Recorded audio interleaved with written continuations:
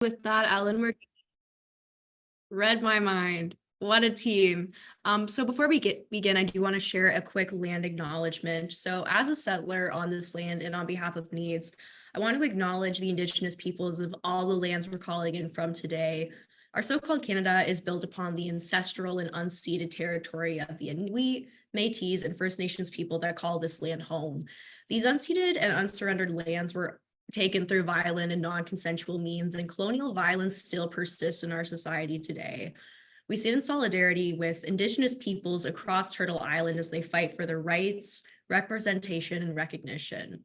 With a lot of us being settlers on this land, and especially as we discuss equity, diversity, and inclusion today, it's crucial that we recognize our positions within oppressive structures and our roles and responsibilities towards reconciliation.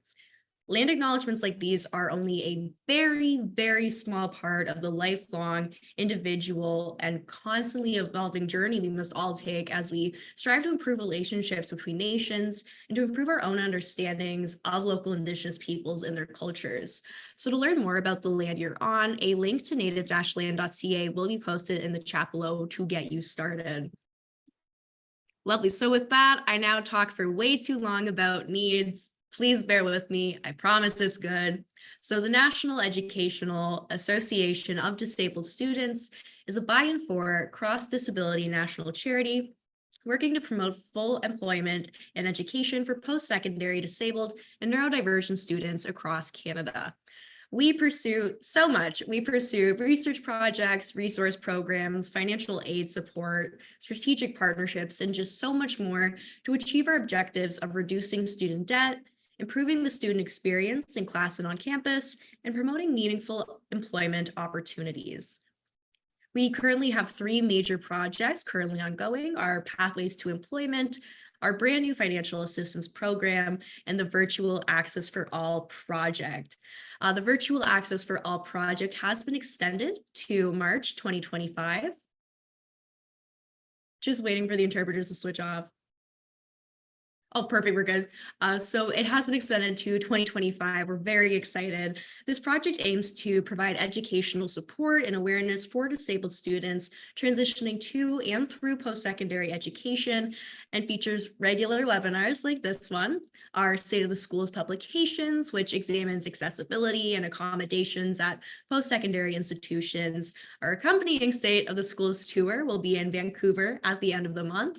And the tour is a national hybrid tour partnering with local disabled student groups, and of course, increased funding for our financial aid program. And this is all made possible through very generous funding from Employment and Social Development Canada's Goal Getters program, which is a part of the wider Supports for Student Learning program. All right, so with that, today's event features the presentation from Ingrid Palmer, Realize's Ideal Officer, on the work Realize does and what ideal means. Our lead researcher, Chloe, will then share what we learned when NEADS conducted focus groups on the experiences of racialized students with episodic disabilities. Then if there's time, there might be time to ask questions. With that, I will hand it over to Ingrid. Ingrid, thank you so much for being with us today. Thank you so much, Carly. Can you hear me? Have I successfully unmuted myself? Uh-oh. Yes, and you sound great. Oh, awesome. Okay, thank you. Thank you so much for that lovely introduction. It really is my pleasure to be here with you all this evening. As you heard, IDEAL is an acronym, and once again, that acronym stands for Inclusion, Diversity, Equity, Accessibility, Leading to Belonging. And it really is a title that is very dear to my heart and really encompasses my life's passion. I use she, her pronouns and am an individual that lives with sight loss and other episodic conditions. So, the perspectives of many people living at the intersections of illness, disability, sexual identity, gender, and race is what has led Realize to develop an expanded framework for our work, and we call this IDEAL. And, I've already illustrated what that acronym stands for. And it's really an important framework that is an ongoing process that we are continuing to develop as we seek to strengthen both internally and externally with our partnerships and our groups. So do we have the slides up, Carly? Yes, we do. Okay, awesome. Okay, so if we can move to slide 2. It looks great. Awesome. Who is Realize? Realize is the leading national organization promoting healthy aging and access to appropriate rehabilitation supports and social inclusion for people living with episodic disabilities.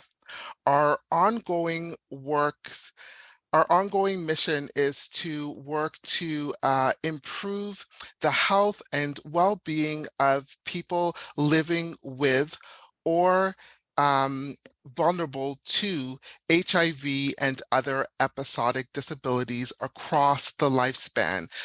And that's through integrated research, education, policy, and practice.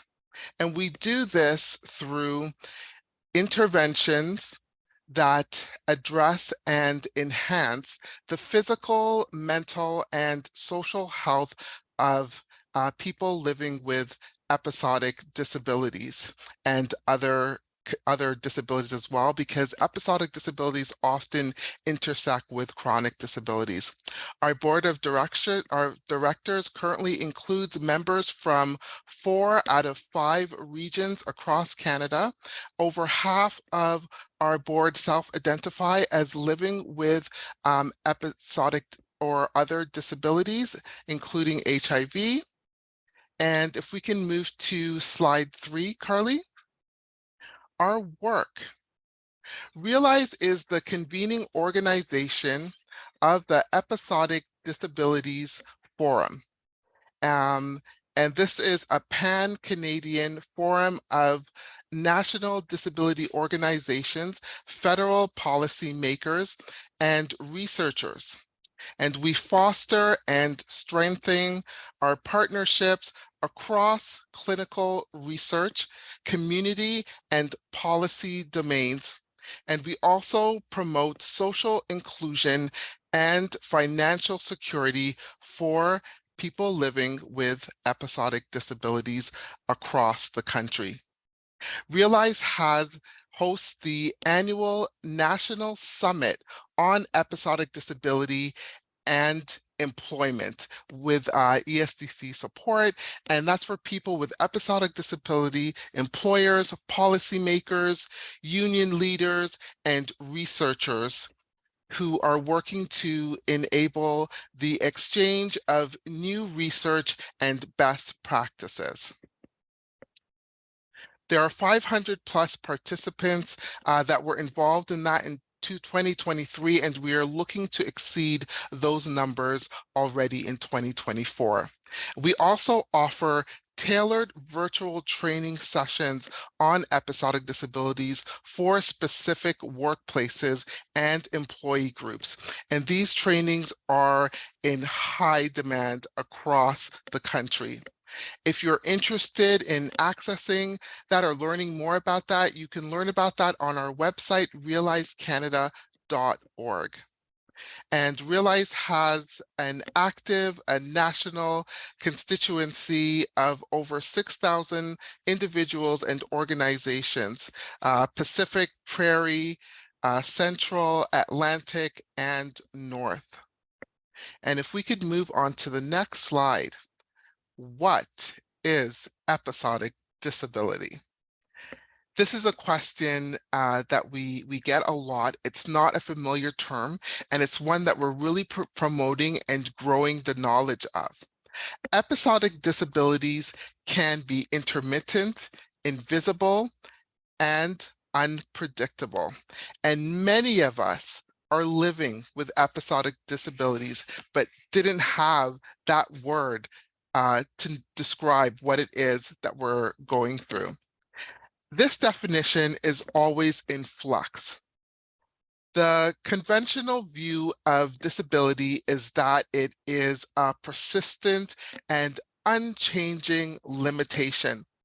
However, many of us know through our lived experiences that that is not true, and that a lot of conditions do not follow this relatively stable pattern. Instead, a lot of people experience periods of good health interrupted by periods of limitations, of on again and off again episodes, or the limitations may change over time, worsening, improving, or just fluctuating. And such changes in disability can really be characterized as dynamic, as opposed to continuous disability, which tends to be more stable over time. And if we can move to slide 5. I realize our pioneering work on episodic disabilities originated in the disabling effects of HIV and its disproportionate impacts on 2S LGBTQIA plus individuals, Indigenous, Black, and other racialized communities in Canada. Realize has initiated a number of national discussions exploring intersectionality. For example, Blackness and disability in Canada and queer and transgendered leadership in the disability movement. Next slide. Episodic disabilities in Canada. People living with episodic disabilities encounter complex barriers, such as finding work, keeping employment during work and during unpredictable periods of wellness and illness, and returning to work after being off for even a relatively short periods of time. So in response, Realize has developed online curriculum, as I mentioned before, on episodic disabilities and employment. And these curriculum are geared to multiple audiences. And we work directly with employers across the country to identify and address their education and support needs and build on their capacity for access and accommodate their employees experiencing episodic disabilities. We have been updating our courses and our offerings so that we can reflect, the ever-changing legislation, workplace practices, and to be able to address new and relevant conditions such as long COVID and what has taken place in the COVID-19 context, which is ongoing. Our courses are accredited by the HR associations, and I would also encourage you to read the Statistics Canada report that's called Dynamic Disabilities, and that was released in 2019, and that may be of interest to many of you on the call. Can I just do a check-in with the interpreters that I am not going too quickly, but I'm reading at speaking at a good pace? Yes, you're fine. Thank you. Okay, thank you.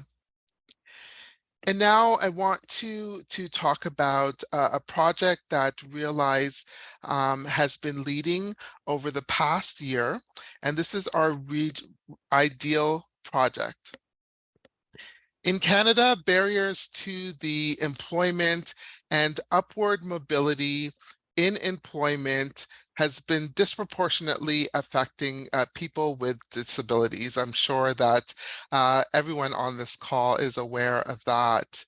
The ability of government and employers to combat historical workplace inequity is further complicated by entrenched ableism and notions such as the visibility of disability rendering one unemployable. Adequately confronting gaps in comprehension of the disparate experiences of persons with disabilities and their nuanced realities is really necessary and necessitates research helmed by the community itself. There is a large gap in research on people with disabilities, and particularly in research conducted by people with disabilities. Our ideal project at Realize really underscores the importance of research led by community and centering the voices and perspectives of those most impacted, of those most affected. Having data informed and driven policies and procedures and initiatives will go a long way in ameliorating the outcomes of people with disabilities and to increase the social capital of people with disabilities. The object of this project is also important to help to accelerate the access and retention of employment within workplaces and within the cultures within workplaces that support belonging while providing each employee with the accommodations required to successfully fulfill the requirements of their positions. The ideal project involved partnering with 12 disability serving organizations across the country. And this project also supported Realize's ongoing commitment to educate the public, to dismantle discriminatory practices and systems, and also to empower people with disabilities across the country. The project goals are to increase the capacity of government and employers to respond effectively to the challenges facing people with disability. And the project recognizes that, this is a repeat of what I said before, but realizing the incredible gap that there is in research helmed by people with disabilities. And so the premise of the ideal project was to partner with diverse disability serving organizations across the country to hold focused consultations within their communities with individuals who identified as living with episodic disabilities, and to talk about and share their experiences of accessing health services as well as employment. Collectively, the partner engagements represented the living experiences of seniors, youth, Muslims, women, 2S LGBTQIA+ folk, and a multitude of diverse races and cultures, as well as over 24 episodic disabilities, many of which intersected with chronic disabilities, as well as a multiplicity of identities such as CRIP and MAD across 6 provinces. The consultations took place over 2023, and over 2 consecutive days in early November, Realize held an event called Centering Ableism in the workplace, uncovering the intersectional experiences of distinct identities with the disability within the disability community.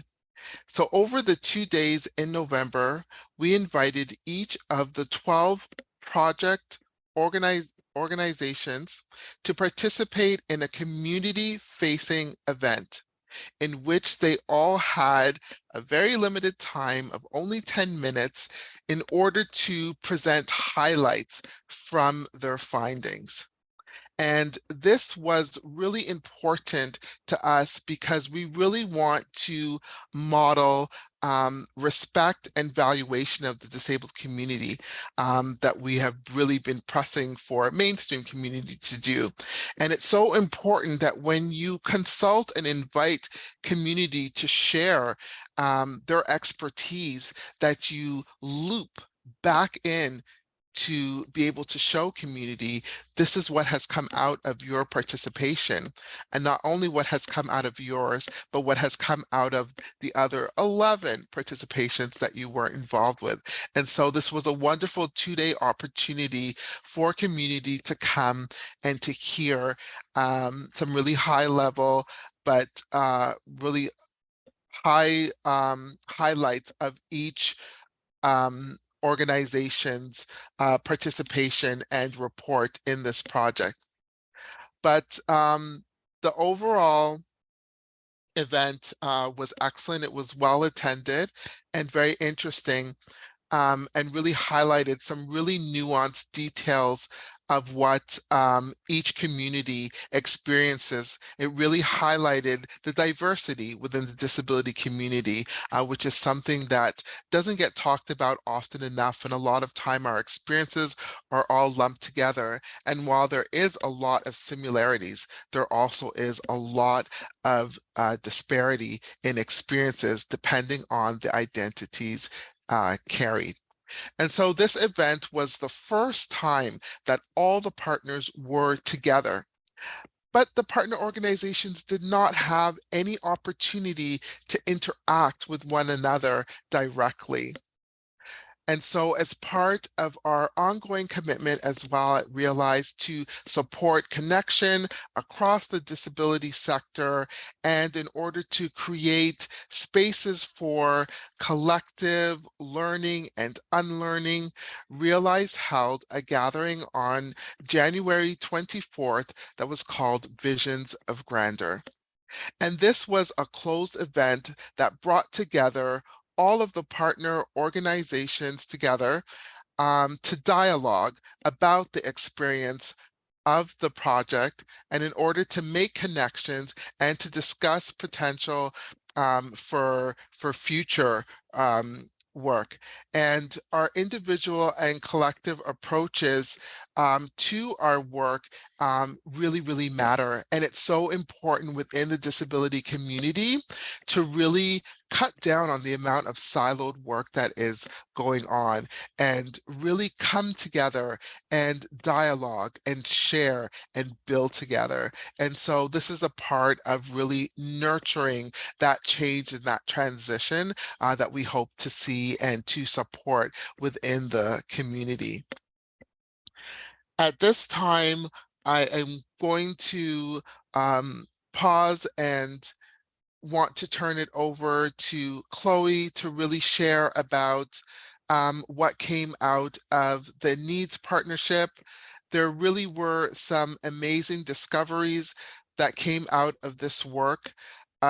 A really comprehensive collective report is coming out shortly that encompasses all of the reports, but this is a wonderful time and opportunity to hear directly from NEADS and from Chloe about what was discovered in their partnership on the Realize Ideal project.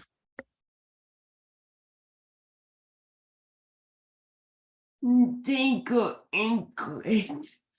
I will just share my slide and then we can begin. Okay, so can you see my screen?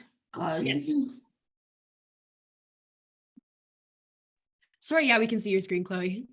Thank you. Before beginning, I just wanted to have a brief positionality statement. So my name is Chloe. I am the lead researcher at NEADS. I am a white queer settler that ultimately signifies that I benefit from resources generated and disseminated by First Nations, Métis, and Inuit persons, Indigenous, disabled persons, as well as distributed peoples. I currently reside on the traditional territory of the Adirondack and Nishinaabeg, Haudenosaunee, and Lenni-Lenape peoples. So the territory of the Algonquin peoples will forever be my own. Sorry, and where I was sent for indigenous community. As a community-based researcher and a doctoral student, I am continuously learning about the intersections that exist between disability and indigeneity.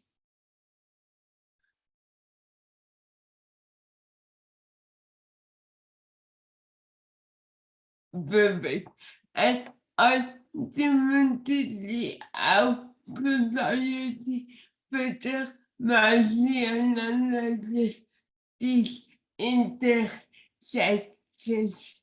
Through my work, I commit my life to honor knowledge embedded in colonialism and recognize the them of operations that remain at the forefront of education. I strive to improve my own learning of the West that I greatly benefit from. It is very important for me to acknowledge my positionality because it inevitably impacted the writing of the report.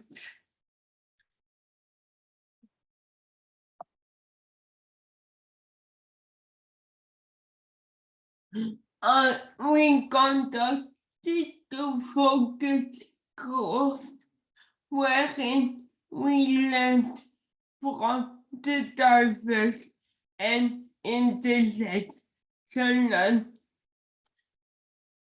lived experiences of racialized voluntary students with episodic disabilities. We both questions in relation to contemporary community-based services and employment barriers. In this important is the key to note that I will adopt identity first terminology and thus will use disabled persons when referring to our focus group participants. Since this is how they predominantly identified. Our participants spoke first about their disabled identities and then followed by their racialized identities. Most discussions pertain to the impact of ableism, or in some instances to the impact of ableism and racism.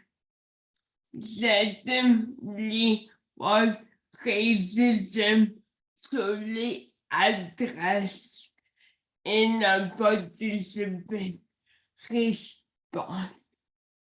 There is a significant need for community-based organizations and employers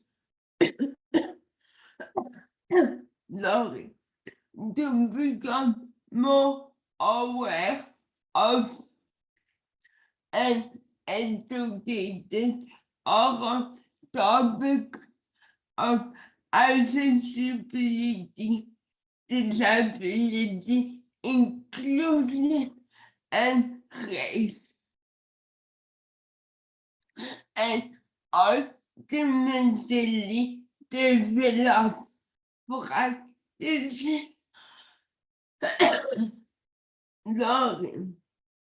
that are centered on disability competence.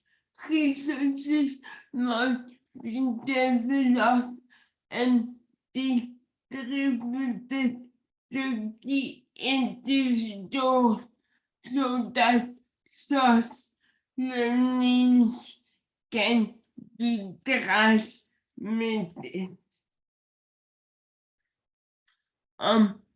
Discussions in both groups illustrated the reality that ableism still prevails in community-based engagement opportunities as well as in the workforce.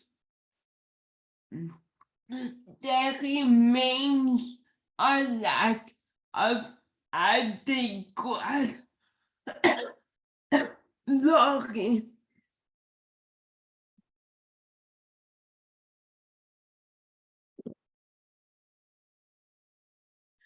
There remains a lack of adequate tools to generate spaces that are accessible and inclusive for racialized post-secondary students with episodic disability. Our engaging team toward a focus group pertains to the absence of initiative from non-disabled persons to increase opportunities both within the workforce and beyond. participants express feelings of exhaustion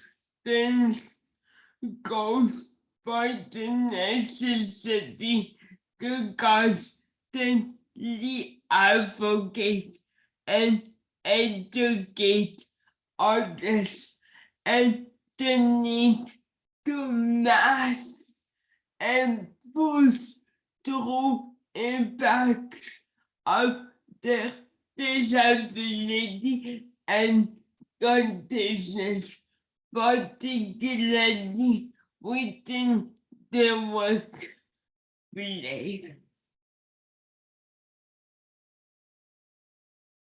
There is a lack of education pertaining to employing racialized post-secondary students with episodic disability.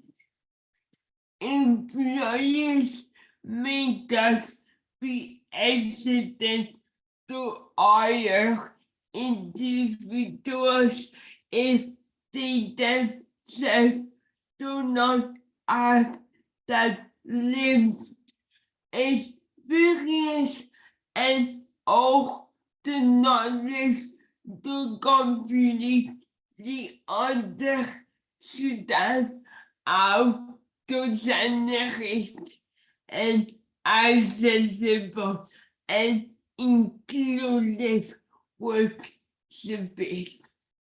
One participant shared the following: I can guess that they would rather not just deal with it because they do not know how to deal with it, which is understandable.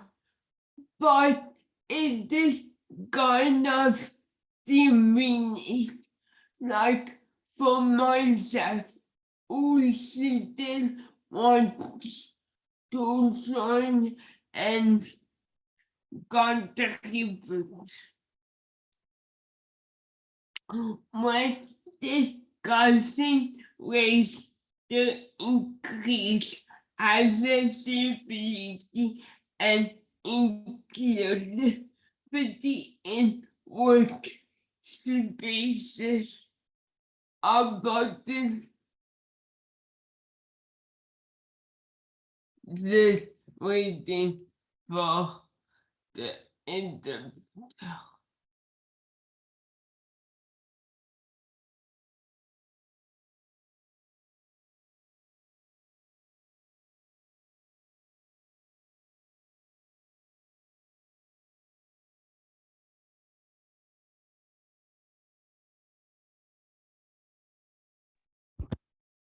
The interpreters are good to go. Thank you. Thank you. Thanks. When discussing ways to increase accessibility and inclusivity in work spaces, a participant asserted that individuals have been trained to the point where it is not resonating with them. They also stated that employees must be more receptive to constructive criticism instead of defending current practices. Employees can practice allyship towards racialized post-secondary students with episodic disabilities in multiple ways. Employees mentioning a space where their disabled employees do not hesitate to come forth with any concerns and or needs that must be met. They can be achieved by reminding folks that they can resort for support. One participant suggested practicing honesty and transparency.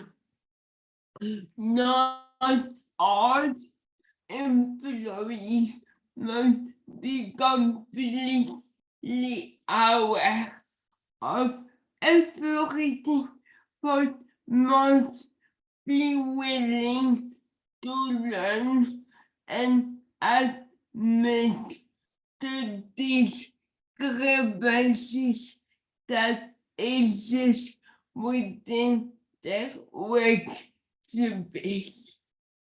There must also be space in the budget allocated to accommodation and other expenses relating to accessibility and inclusivity in work spaces. Another way that employers can practice allyship is by fostering a culture of care wherein individuals can seek accommodations and support without fearing repercussions, and where employers can facilitate discussions and accommodation and mutual support. I'm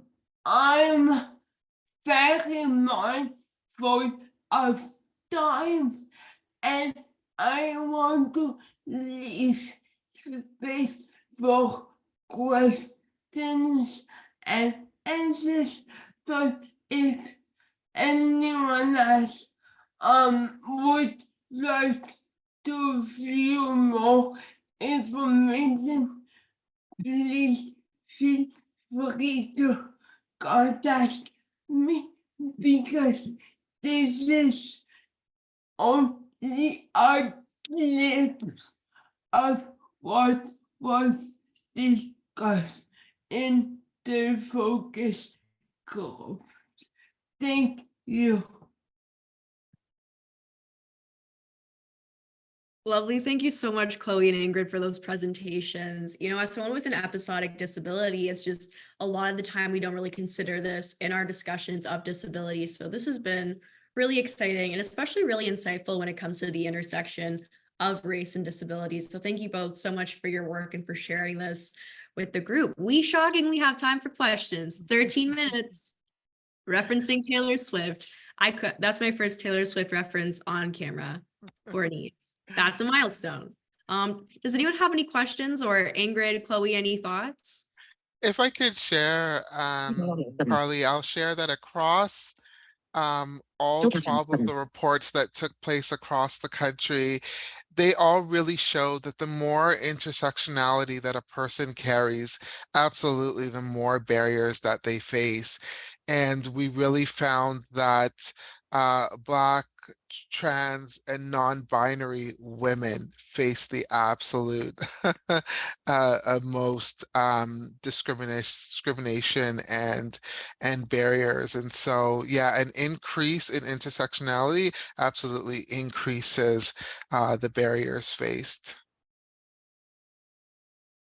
That is so great. Thank you for highlighting that, Ingrid. Really, really important. Okay, I'm now opening up the floor for questions. Heather's already on it. Heather, floor is all yours.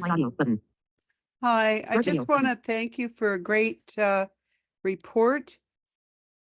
I'm really interested in, given how long the movement changes and grows and evolves, your work seems to be directing society in how inclusion needs to be.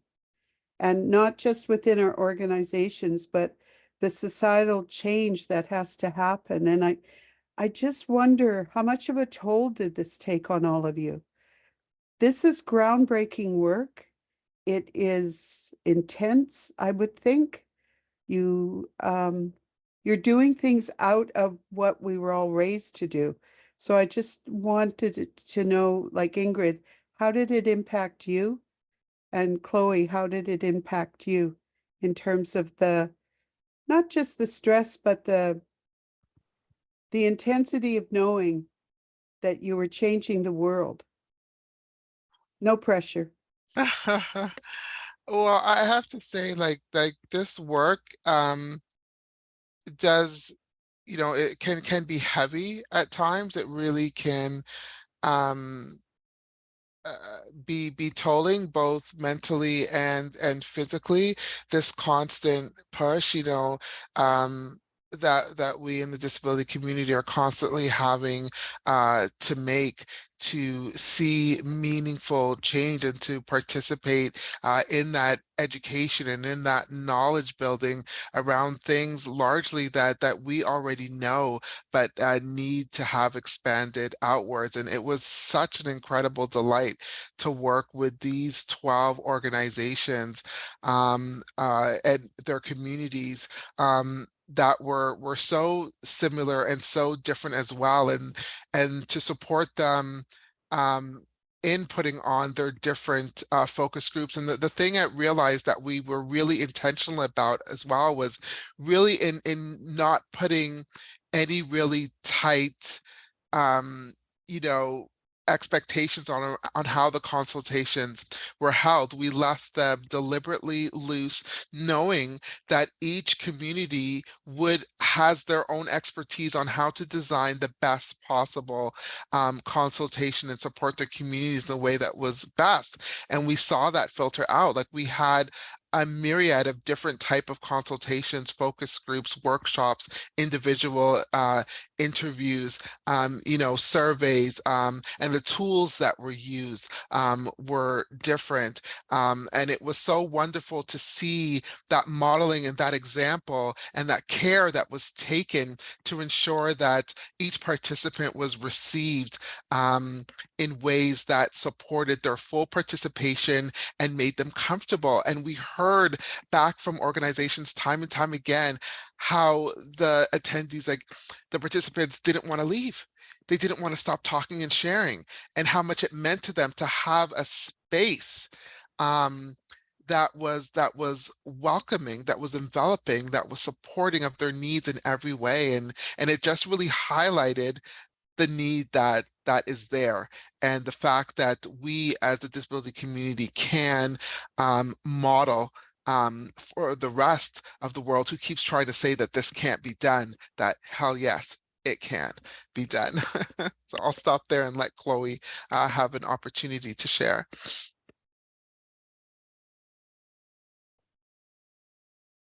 Thank you, Ingrid.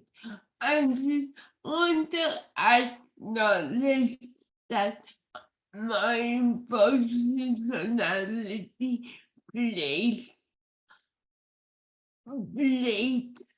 because I use that because while I'm disabled, I don't own other identities that were predominant in this research, and it is very important to recognize that I wasn't the one who wrote the report and did not partake in the focus group, but I was hearing participants speak about their lived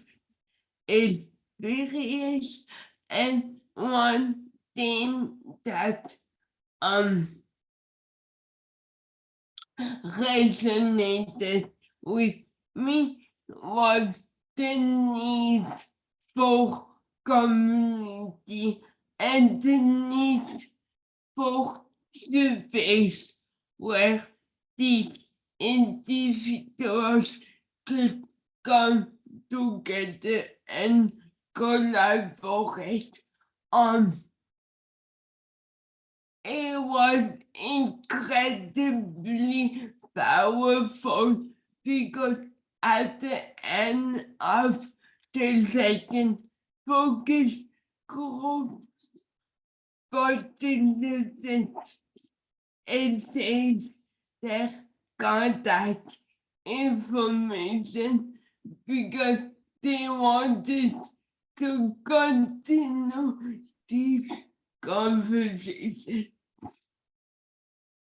Yeah, absolutely. We heard that time and time again.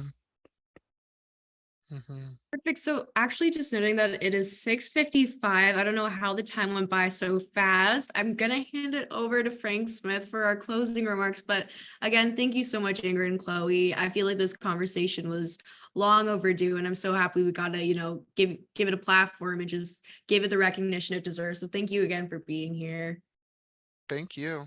Thank you, Ingrid and Chloe. Just to repeat what Carly just said, this has been fascinating, and I will say that it's been really a great thing for our organization to have this collaboration with Realize on this particular project, but also going back a number of years, and to say that as an organization, a cross-disability organization that represents post-secondary students and graduates with disabilities, we recognize that, quite a large percentage of the constituents that we represent are folks with episodic disabilities, and also that we, as an organization, understand that many disabled students are multi-marginalized because of race, ethnicity, gender, sexual orientation, and a number of different factors, right?